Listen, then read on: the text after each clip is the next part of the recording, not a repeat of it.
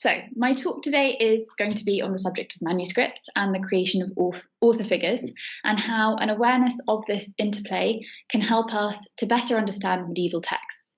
So I'll be concentrating specifically on the manuscript British Library Additional 46919 and the authors William Herbert and Nicole Boson.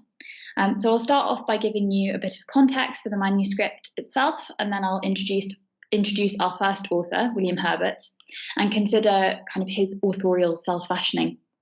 I'll then explain how I think the inclusion of the works of Nicole Boson in the manuscript acts in service of this, and I'll conclude by reflecting on how this might relate to modern reception more generally. So the manuscript we're talking about today is British Library Additional 46919. It's dated to the first third of the 14th century, and it's been variously described as a trilingual miscellany, a preacher's notebook, and so as these titles might suggest, it contains a range of material in English, French, and Latin. These texts are broadly speaking religious in nature and homiletic in nature, but with notable exceptions. So at my count, the manuscript contains 88, potentially 89 items. So I won't spend my whole talk listing these, but to give you a bit of a sense, some selected highlights are some recipes in English, a treatise on falconry and the care of hunting birds in French, a series of prayers to the Virgin Mary and other religious verse, also in French, and a range of sermons and extracts of letters by various popes in Latin. So the first of the authors we're going to talk about today is William Herbert, who is the original owner of this manuscript. Herbert was a Franciscan friar, originally from Hereford. We know that he was lector to the Franciscans at Oxford in 1317, so this is an academic post chosen amongst the students in the Franciscan house at Oxford. And it also seems that he spent some time at the university in Paris, although the evidence is potentially a bit more shaky. Herbert spent the end of his career at the Franciscan convent in Hereford, and that's to whom he left this manuscript, British Library Additional 46919, in his will. So the evidence of the manuscript suggests that Herbert exercised a high degree of control over its compilation. The manuscript is copied partly in his own hand, including some autograph texts, to which we'll return in a moment. So those parts of the manuscript which are not copied by Herbert bear catchwords in his hand. So this is an example. So you can see this is Herbert's hand down at the bottom where it says de natures, which is then the first word on the next page. Herbert's hand can also be seen correcting and even sometimes providing variant readings in certain texts, so suggesting that he had access to exemplars for many of the texts which are copied here. So this is this example, and he uses this kind of 3-dot mark to indicate that he's inserting a correction or a kind of a variant reading potentially. So while there is a wide range in the material of the manuscript, as I said before, it does appear to be carefully organised, both by language, so the French sort of all comes together, and then we have the Latin, and then the manuscript ends with a big section in English, and broadly speaking by theme, with secular text grouped together and religious verse grouped together, and then sermons grouped together. So this leads me to believe that the codex was in large part planned and its contents carefully selected, perhaps even with Herbert commissioning copies of texts that he wanted, rather than this simply representing a collection of individual booklets that he acquired over time. So, to return to Herbert's autograph texts and the question of authorship. Herbert is responsible for a number of texts in the manuscript. These are a collection of Latin sermons, which are towards the end of the manuscript, from folios 159 to 180, and a series of English translations of Latin hymns, which are found in the final 2 quires of the manuscript. In both instances, Herbert seems very keen for his reader to know that it's he who wrote them, and he presents his authorship in quite a specific way. So the sermons, first of all. So I've given, for an example, the sermon Dixit Mater Jesu ad Eum, which is copied on from 159R. The sermon opens with this rubric, which hopefully you can see at the top, which reads Sermo Fratris Wilhelmi Herbert in Ecclesia Beata Maria Virginis Auxor. So a sermon by William Herbert given in the Church of the Blessed Virgin Mary in Oxford.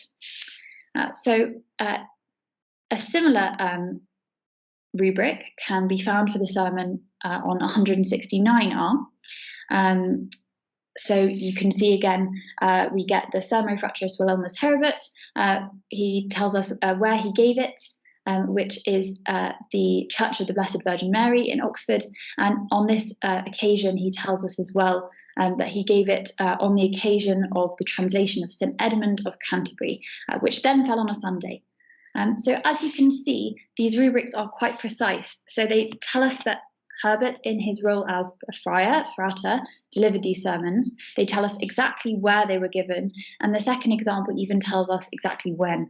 We can work out the exact date from knowing that this occurred on a Sunday.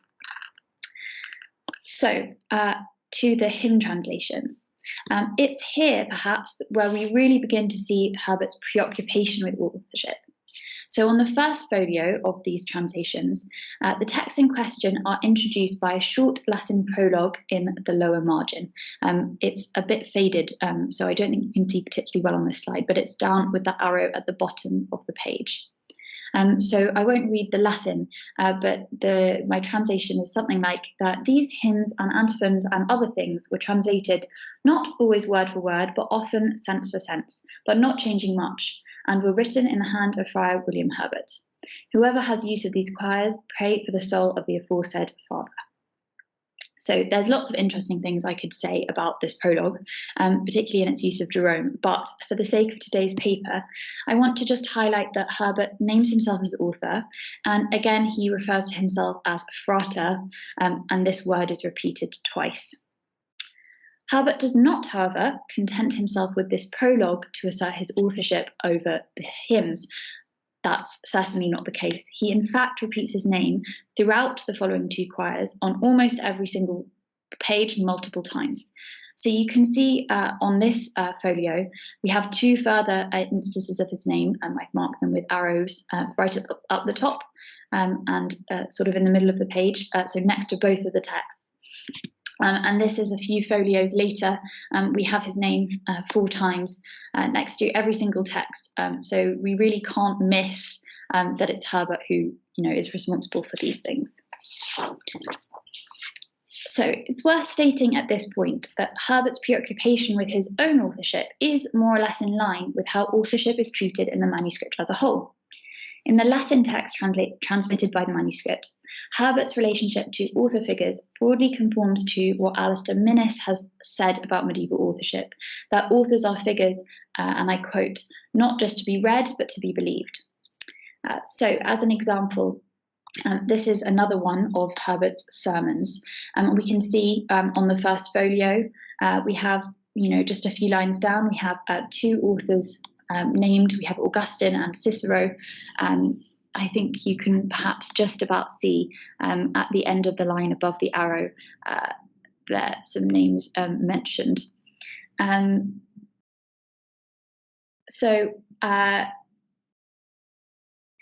In this sermon alone, Herbert mentions 17 authors by name, and that's not including his repeated reference to and quotations from biblical authors. Of course, this is far from unusual and is very much in line with the practice of the Latinate academic context in which Herbert would have been working in Oxford. What is unusual, however, is the extent to which this attitude appears to carry over to the vernacular texts transmitted by this manuscript. So when we look at similar manuscripts, for example, Bodleian Digby 86 or British Library Harley 2253, so that is insular manuscripts of a similar date which contain assorted trilingual material, their vernacular texts are almost all anonymous. In British Library Additional 46919, however, this is not the case, particularly in the texts for which Herbert is directly responsible. So of the 7 French texts copied in his hand, 5 have authorial attributions. Herbert has even gone so far as to add attributions to texts he himself has not copied. So a particularly notable example can be found here. This is the Roman de Philosophie.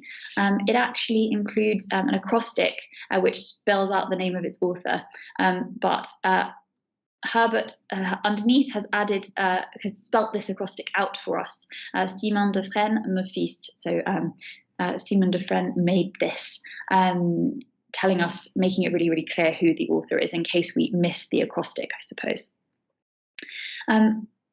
So while the instances of authorial naming by Herbert in the vernacular texts in additional 46919 are not identical to his practice in Latin, the Latin texts provide a framework within which Herbert's apparent preoccupation with authorship can be understood.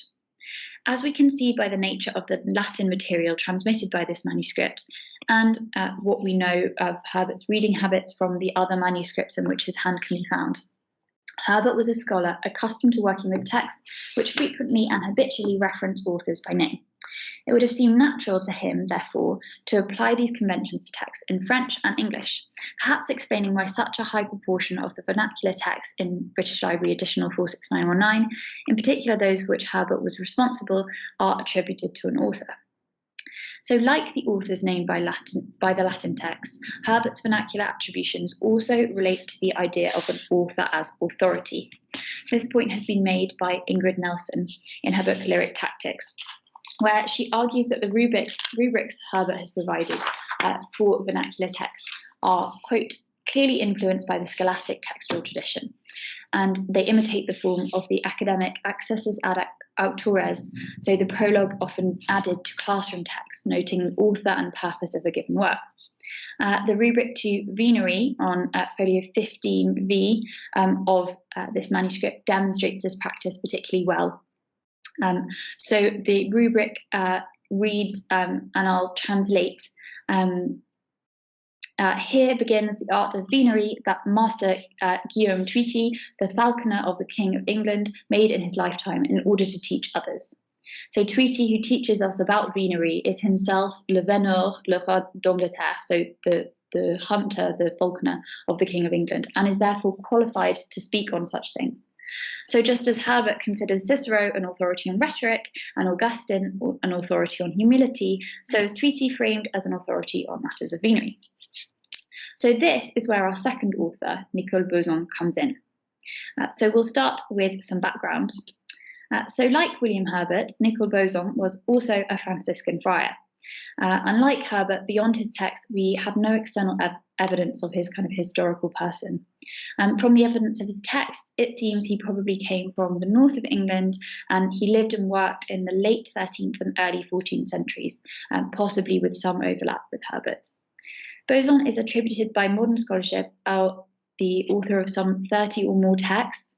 Almost all of these are written in Anglo-Norman French entirely, and all but one are in verse, and all but one are on religious topics. So when we look at Boson's manuscript transmission in general, his texts almost always circulate alone and anonymously. So an example is Femme à la Pie in Harley 2253, which you can see here. Femme à la Pie is a kind of fairly standard misogynistic text which compares women to magpies.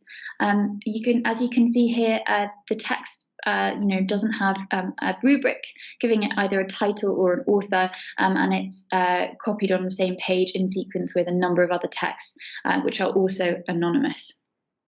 And this is fairly typical of how Boson's texts circulate. The manuscript we're looking at, additional 46919, however, is a notable exception to this rule.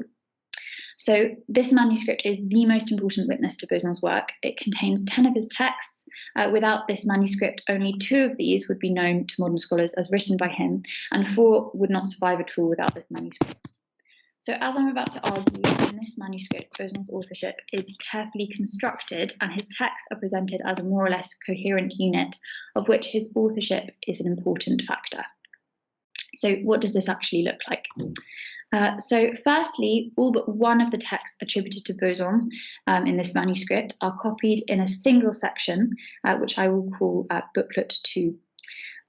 This booklet is copied in a single hand, which is not found elsewhere in the rest of the manuscript.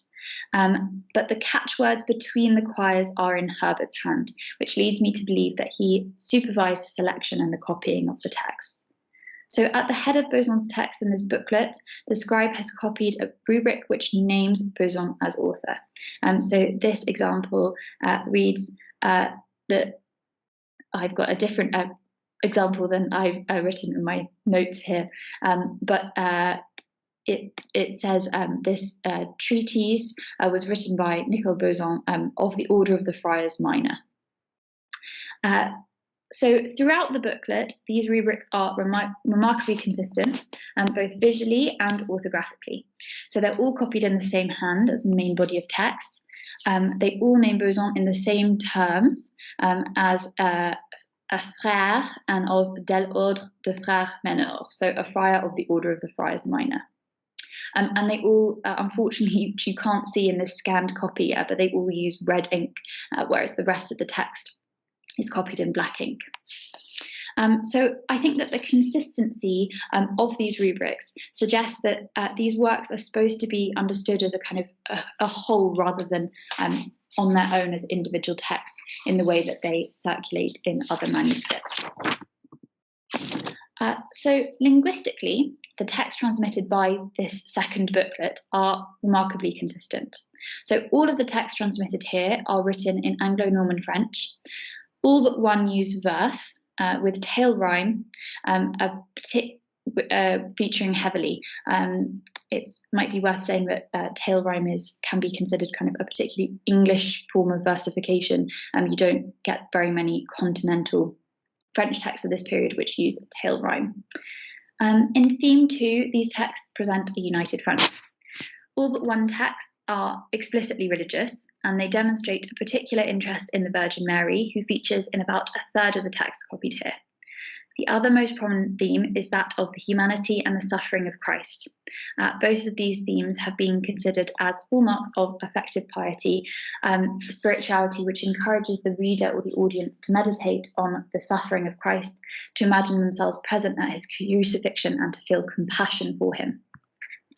So it's interesting to note that of the 31 texts included in Booklet 2, only those by Beuzon are given an attribution. So normally this wouldn't be worth mentioning. Medieval anonymity is not exactly unusual. But bearing in mind the careful attributions in the rest of the codex, this anonymity allows Beuzon's authorship to act as the primary framework through which this booklet is understood. At the same time, the thematic and linguistic coherence of the booklet as a whole reflects back onto Beuzon, framing the way that the reader understands his text and highlighting these aspects of his work. The Beuzon that therefore emerges from a reading of this manuscript is an author who writes Anglo-Norman religious verse, which conforms to Franciscan spirituality in its focus on moral behaviour in the social world and its interest in Mary and Christ. It bears repeating, however, that this Beuzon is very much a creation of Herbert. Beuzon presented in this particular way cannot be found in any other manuscript. So why has Herbert decided to make Beuzon's authorship such an important feature of this manuscript? Why was it so important for Herbert to stress Beuzon's authorship like this when other medieval copyists and compilers, and even Beuzon himself, seem to have thought that it was okay to leave his text anonymous? So I'm going to suggest that there are two primary reasons for this. The first relates to Herbert's academic background. Beuzon, the Frère Menor, the Franciscan friar, is an authority on vernacular spiritual matters in the same way that the Latin auctores are on biblical issues, and in the same way that we saw that Guillaume Treaty was on venery. Beuzon is consistently presented in his role as friar. We as readers, therefore, can trust what he has to say about how we should live a good spiritual life. The second reason, to my mind, has much more to do with Herbert's interests and his own authorial self-fashioning than it does with Beuzon's own texts. It's interesting to note that the stress on Beuzon's status as a Franciscan friar via the rubrics in this booklet closely resembles the self-presentation of the other major author in this manuscript, its compiler and its scribe, Herbert. Herbert makes his own status as a Franciscan friar clear in the paratext of his autograph texts. As in the rubrics of Beuzon's text, which name him frère, Herbert frequently uses the Latin equivalent frater when naming himself as the author of a given text, such as the Latin sermons, as well as styling himself in this way in the final section of the manuscript, which records his English hymn translations. Boson acts, therefore, as an author after which Herbert can model his own vernacular creation. It's pertinent here, perhaps, to point out the novelty of Herbert's translation project. These texts are perhaps the earliest surviving English translations of Latin hymns. Herbert was writing only a few decades removed from Chaucer and co., but there are very few English language models he could have drawn on, so presenting Boson's poetic project in such a striking way places his own work in a tradition of vernacular religious verse, providing perhaps a justification for his poetic project. This impression is further strengthened by the fact that in alongside his translations of Latin hymns, Herbert in fact translates two of Boson's texts, which are copied in the second booklet of the manuscript. Herbert is so keen to style Boson as an authoritative author figure because doing so allows him to be one too. I'd like to conclude by reflecting on what all this might mean for modern reception of medieval authors and their texts. The picture of Nicol Boson that emerges from modern scholarship is strikingly similar to that painted by William Herbert. Boson's work has largely been studied in the context of the post-Lateran wave of homiletic vernacular literature, which emerged across Europe from the 13th century onwards. Boson is painted as the Anglo-Norman Franciscan par excellence, embodying Franciscan spirituality and the allegedly moralizing tendencies of Anglo-Norman verse. Like Herbert, modern scholars have understood his use of Anglo-Norman French as a defining feature of his work, and like Herbert, have produced collections of his work with his authorship as the primary organising principle. This is not necessarily representative of how the vast majority of medieval audiences would have interacted with his work in its more diverse, diffuse, anonymous presence in other manuscripts. Rather, it reflects one very specific version of his authorship deliberately created by William Herbert. Boson's authorial persona in this manuscript is heavily influenced by that of Herbert. It is in fact deliberately shaped to reflect the interests and needs of the manuscript's compiler and is an idiosyncratic picture of Boson. The vagaries of manuscript transmission, whereby additional Falsenix 919 is our main surviving witness to Boson's corpus, mean that more than 500 years after the compilation of this codex, Herbert continues to shape Boson's place in literary history. This, I think, demonstrates the importance of reading medieval texts in their original manuscript context.